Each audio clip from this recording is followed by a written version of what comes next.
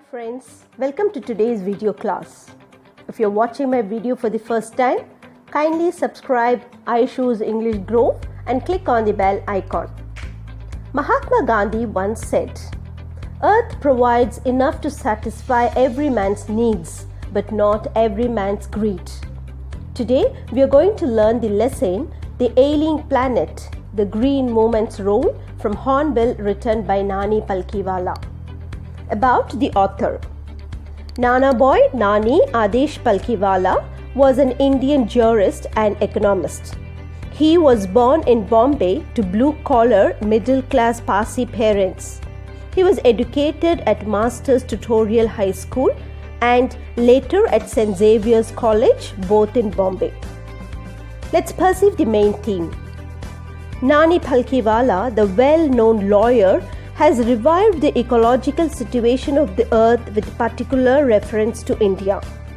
He points out that our point of view has shifted from the mechanistic to a holistic view of the world where ecology is concerned. The earth has become like an ailing patient. The World Commission on Environment and Development put forward the idea of sustainable development. The idea is that the resources should be used with restraint so that they last for the future generations. The principal biological systems such as fisheries, forests, grasslands, and croplands are fast depleting. Forests are being lost at the rate of 1.5 acres per second. Though rules exist for the preservation of environment, in India, laws are constantly floated. The actual laws of forests may be 8 times the government statistics. The environmental condition in 88 countries is critical. The growth of world population is chiefly responsible for the degradation of the environment. Population control must be given top priority. Now the thinking of the people has changed to holistic. We think not just about the survival of the people, but of saving the earth too. Industries need to cooperate in the preservation of the environment. We have borrowed the earth from our children and we must return it to them intact. Let's perceive the summary of the lesson, The Ailing Planet, the Green Movement's Role. This chapter focuses on the factors that are responsible for the declining health of the earth. The chapter was originally an article written by Nani Palkhivala, which was published in the newspaper The Indian Express on November 24, 1994. The issues that he raised regarding the declining health of the earth continue to have relevance. The writer discusses the Green Movement, how a zoo in Zambia declared human beings as world's most dangerous animals. The writer also focuses on overpopulation, deforestation, and what should be our responsibility towards the environment. The Green Movement started nearly 25 years ago. The world's first nationwide Green Party was founded in New Zealand in 1972. Since then, the movement has not looked back. In fact, no other movement in world history has excited human race so much as the Green Movement. For the first time, there is a growing awareness that the earth itself is a living organism. It has its own metabolic needs and essential processes. The signs pertaining to the earth's life show a patient in declining health. People have now fully realized their moral duty to be good custodians of the planet and responsible trustees of the legacy to future generations. The World Commission on Environment and Development popularized the concept of sustainable development in 1987. It defined the idea as the development that meets the needs of the present without endangering the ability of future generations to meet their needs. In a cage in zoo in Lusaka, Zambia, there reads a notice. the world's most dangerous animal, and inside the cage is a mirror that depicted that humans are the world's most dangerous animals. Now he has realized the wisdom of shifting from a system based on domination to one based on partnership. Scientists have arranged a list of 1.4 million living species on Earth besides man. About 3 to 100 million other living species still stay unnamed in humiliating darkness. The Brown Commission was the first international commission to deal with the question of ecology and environment. The first Brand report raised the question whether we were to leave our successors a dried earth of increasing deserts, poor landscapes, and ailing environment. Mr. Lester R. Brown has listed Earth's 4 main biological systems. These are fisheries, forests, grasslands, and croplands. They form the basis of the world's economic system. They supply us food and raw materials for industry. In large areas of the world, these systems are reaching unsustainable level.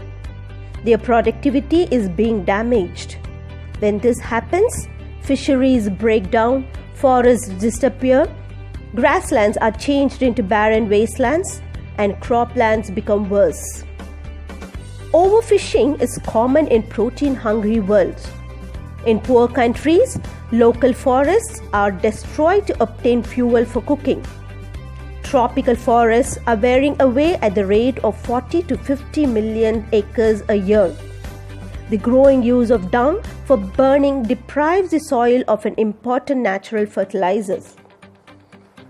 According to Article 48A of Constitution of India, the state should try to protect and improve the environment and must protect the forest and wildlife of the country. But the painful fact is that laws are not followed in India. For example, casteism, untouchability, and bonded labor. They are abolished but flourish shamelessly even after so many years. Over the last 4 decades, India's forests have reached disastrous exhaustion. India is losing its forests at the rate of 3.7 million acres a year. Large areas officially named forest land are almost treeless. A UN study warns that the environment has deteriorated quite badly in many of the 88 countries investigated. The growth of world population is one of the strongest factors distorting the future of human society. Mankind reached the first billion mark in more than 1 million years. That was the world population in the year 1800. By the year 1900, a second billion was added. The 20th century has added another 3.7 billion. The present world population is estimated at 5.7 billion. Every 4 days, the world population increases by 1 million. Fertility falls as income rises, education spreads, and health improves. Development is the best contraceptive. However, development may not be possible if population goes on increasing at this rate. The population of India is more than the entire populations of Africa and South America put together. Unless population control is given topmost priority, the hope of the people would die in their hungry hutments. There is no alternative to voluntary family planning without an element of coercion. The choice is really between control of population and continuation of poverty. We notice a surpassing concern. People are worried not only about their own survival, but that of the planet as well. People have begun to take an overall view of the very basis of life. The environmental problem is our passport for the future. A new world vision has emerged. It has ushered in the era of responsibility. It is a holistic view and ecological view. We now see the world as an integrated whole rather than separate parts. Industry has a very important role to play in this new era of responsibility. Leading businessmen should excel in environmental performance. Then they can continue to exist as leading manufacturers. The words of Margaret Thatcher are frequently used. She remarked, "No generation has a free hold on this earth. All we have is a life tenancy with a full repairing lease." Mr. Lester Brown, the author of the Global Economic Prospect, rightly observes, "We have not inherited this earth from our forefathers. We have borrowed it from our children."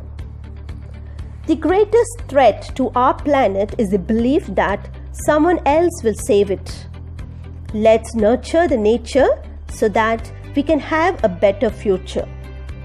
Hope you'll understood the lesson. Thank you for watching. Stay tuned.